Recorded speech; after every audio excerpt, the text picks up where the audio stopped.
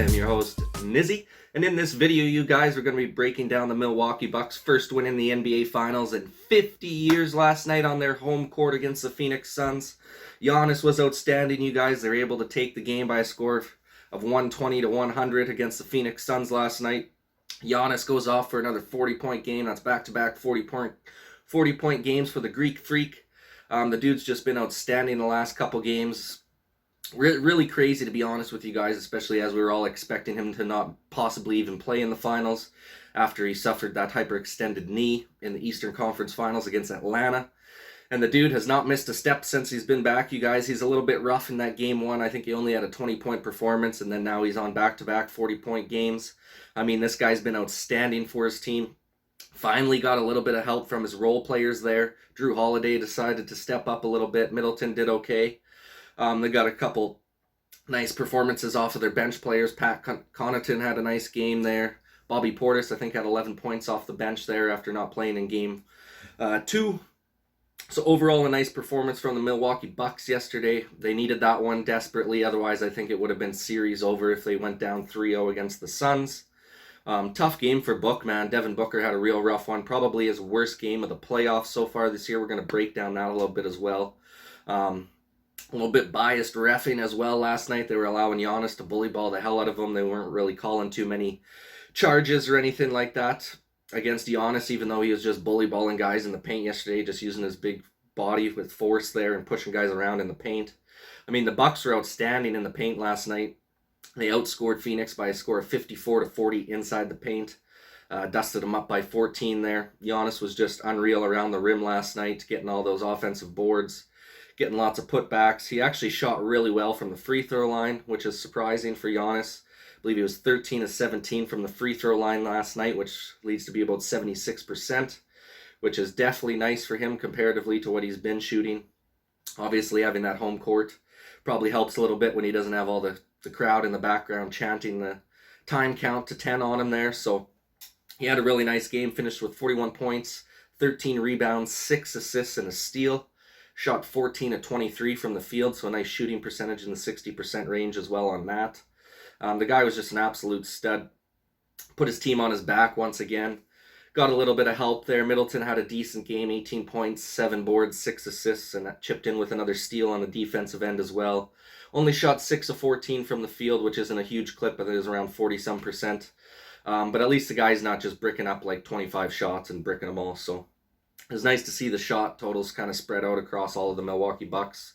They're sharing the ball real nicely last night, moving the ball around. Their top 3 guys between Holiday, Middleton, and Giannis. So Holiday and Middleton both took 14. Giannis took 23, obviously, more than the rest of the team. But good to see that the shot totals have been spread out across all their main guys there. Same with Devin Booker. It was smart for him. He had a rough game with his 10 points, 6 boards, and 2 assists there. He only shot 3 of 14 from the field. But once again, at least it's smart of the guy realizing he's not hot and not just deciding to brick up, because you could make bad decisions there where a guy, he shoots 3 of 14. That could have easily been like 4 for 20 or 4 for 25 if he just kept shooting up bricks all night. Obviously, Monty Williams pulled him pretty early in the fourth quarter there, left him out for the rest of the game. They were already down pretty big by that point, so no surprise that they decided to give him a little bit of rest and just get prepared for game 4. So I thought that was a smart decision by Monty Williams on that part. Obviously, when the game's run away with you already on that, and it's not like Book was having a masterful performance anyways. Might as well get him some rest and replenish him and get him ready for game 4. Chris Paul had a decent game, 8 of 14 from the field, 19 points with 9 assists and a steal.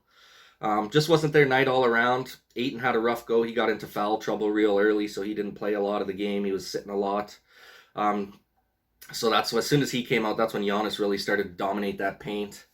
Obviously, with Saric going down, tearing his ACL in that last game there. They're a little bit smaller now in their lineup. They really only got the one true big man at DeAndre Ayton. Saric was kind of their second big that would come off the bench for Ayton when Ayton would come out. And now they don't have that option, so they got to kind of run a little bit of a small ball lineup when Ayton's off the floor. And it seems like the Bucks are just terrorizing them when they decide to run a little bit smaller ball on them. Especially because even if the Bucks decide to run a small ball unit, their small ball unit still consists of Giannis at the 5, which technically he should be a true 5 anyways, because the good dude's just a freaking beast. So that's no surprise that they just took advantage of that situation with Ayton out. I would expect that to happen again. I would think that would be the Bucks' main call right now, is try and force Ayton into foul trouble early on in the games, have him sitting on the bench. Like I said, they don't have Sarge to be able to come in as that second big. And Sarge has pretty nice shooting stroke as well. He can bang it in for you. You can make some nice plays. He's actually a pretty solid player. I remember him back too when he was back with Philly back in the day there. He was actually a really nice role player with Philly back in the start of the process there with Embiid and Simmons. But nonetheless, he's out for the season, so they're going to have to make some adjustments there and figure out how to stop Giannis in the paint. This guy's just been an absolute beast. I mean, back-to-back 40-point games. Watched a little bit of his interview after the game last night. Love listening, actually, to Giannis's interviews. Man, the guy's freaking hilarious, to be honest with you guys. Seems like a super humble guy. I like a lot of the answers that he gives in his interview as well, so curious to see what'll happen. We'll see if he can drop another 40-point bomb here coming up on Wednesday. Let me know what you guys think in the comments section down below about the game last night. You think the Suns are going to take a 3-1 lead going into Game 4? You think the Milwaukee's got a chance to come back and tie the series at 2-2 going into Game 5? Really curious to get your guys' opinions in the comments section down below. That's about all I got for this video, you guys, today. So thought I'd break down the game last night, and we'll get ready for Game 4 on Wednesday here. Once again, you guys, I appreciate you taking the time to watch all my videos on this channel. Appreciate all the support. Once again, this is Mizzy with Mizzy Sports Channel.